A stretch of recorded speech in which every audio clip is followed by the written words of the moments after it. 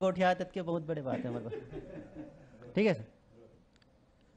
छत्तीसगढ़ के हमारे मुख्यमंत्री भूपेश बघेल हमारे संग बैठे हैं। ओमन से हमन जानबो कि छत्तीसगढ़ के बजट आप मन पेश करे हो सर। बजट में का खास बात हमन अभी हमारे छत्तीसगढ़ की जनता मन ला देखा था का बर की कोरोना काल में बजट है बहुत प्रभावित हुई से, केंद्र के घले राज्य के घले स्थिति खराब रही से, कैसे देखथन सर?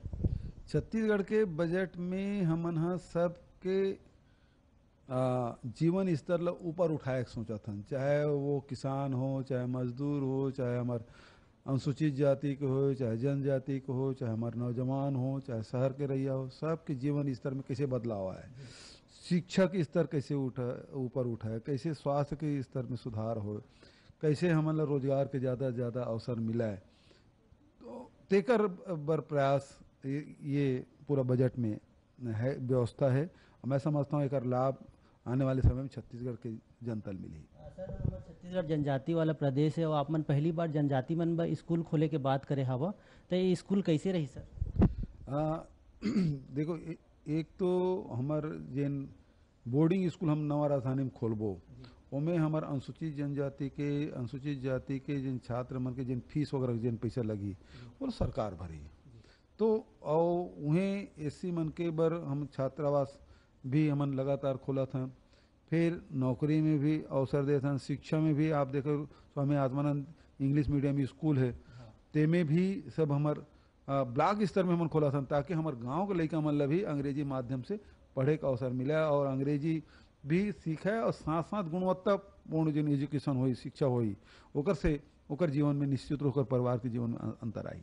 अनुमति हुई तो एक ठो सवाल मैं करना चाहता हूँ कि केंद्र सरकार कथे कि निजीकरण से कृषि हर विकसित होई, कृषि ला और बढ़ावा मिली कथे, तो आप मन ला का लगथे ऐसे निजीकरण से जो समाजवादी परंपरा हमर महात्मा गांधी सोचे रही से, तो ओला कैसे लेके जा सकबो हमन?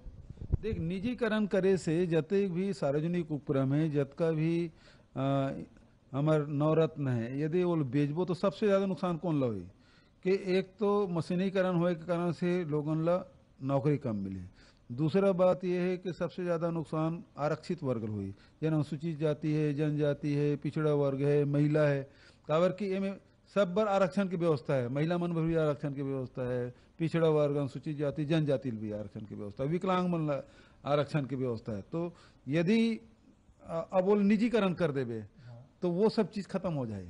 तो देश के धन ही तेना आम जनता पर होना चाहिए, वो केवल एक दो व्यक्ति पर हो जाए। आरक्षण भी बहुत छोट वो सब ला मतलब अभी मान लो बालकों को निजीकरण कर दे तो पहले ट्राइबल जात का तनख्वाह मिला रही जब शासन के रही से, आज उतना कन नहीं मिला है। जतका कन पहली सरकारी कर्मचारी रही से उमें पीएसयू में, अब ओकर से ओकर मात्र संख्या घट गए हैं, तो वही प्रकार से सब घटत जाए। काबर कि पीएसयू के अर्थ ये है कि आम केवल पैसा कमाना नहीं है बल्कि कम्युनिटी डेवलपमेंट के है, तो ये सब चीज़ खत्म हो जाए।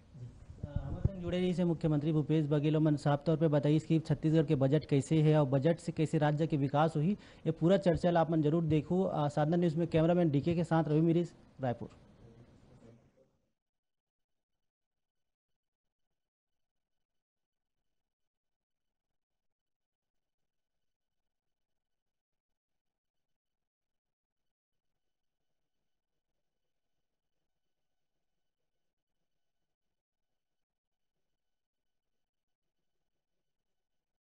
रखा यहाँ पे, और यहाँ पे जो अर्थतंत्र को, योजनाओं को एक हाइट्स पे ले जाने की बात यहाँ पर रखी है। हमारे साथ में अमरजीत भगत जी हैं, कैबिनेट मंत्री हैं और तेज तरार नेता माने जाते हैं, बहुत बेबाकी से बात रखते हैं। साधा न्यूज पे भी वो बेबाकी से अपनी बात रखेंगे, उनका बहुत बहुत यहाँ पे स्वागत करना चाहेंगे। अमरजीत भगत जी, हाइट्स, पुरानी योजनाओं को यहाँ पे नई हाइट्स देने का अर्थतंत्र।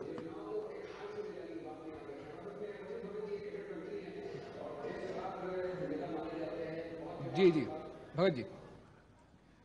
सबसे पहले तो मैं प्रदेश के 2 करोड़ जनता को मैं प्रणाम करता हूं और आज इस बजट पर चर्चा करने के लिए जो साधना परिवार के द्वारा यहाँ पर बुलाया गया, सभी को बहुत साधुवाद देता हूं। वास्तव में छत्तीसगढ़ का जो बजट माननीय मुख्यमंत्री भूपेश बघेल जी ने 2021-22 के लिए पेश किया है, वो समावेशी बजट है। सभी वर्ग का ख्याल रखा गया है। इस बजट का नाम हाइट्स रखा गया है।